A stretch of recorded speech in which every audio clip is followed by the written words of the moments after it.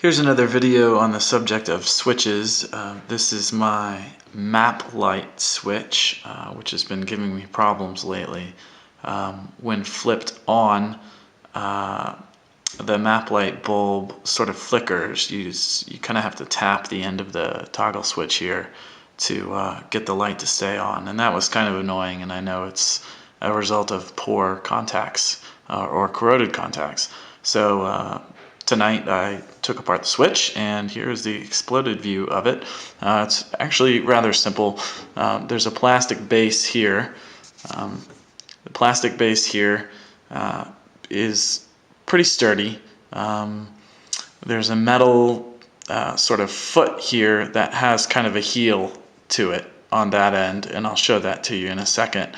Then we have a plastic piece that fits into the foot with a spring and another little plastic washer sort of at the top here.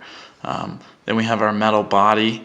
I guess it's aluminum of some sort, maybe. I think it's cast.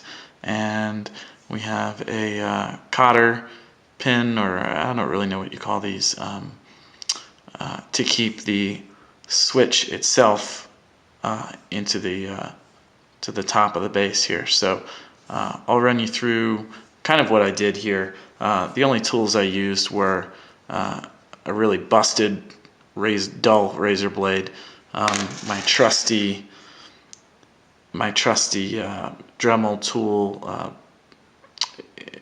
It's a nylon brush, and it's kind of getting worn down pretty well here.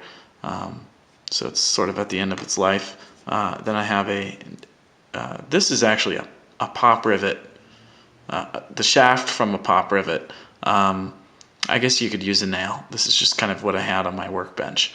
I used this to drive the key out of the hole, and it fit perfectly. So this is something you want to be careful with. You don't want to lose that piece.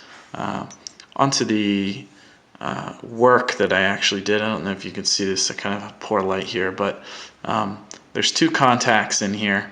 One is up here at an angle, which is where the foot or toe, depending on how you look at this, I'm going to call this the heel.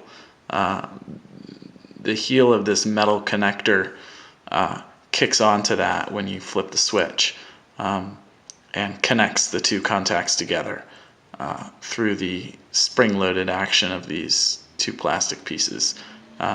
It's really very simple.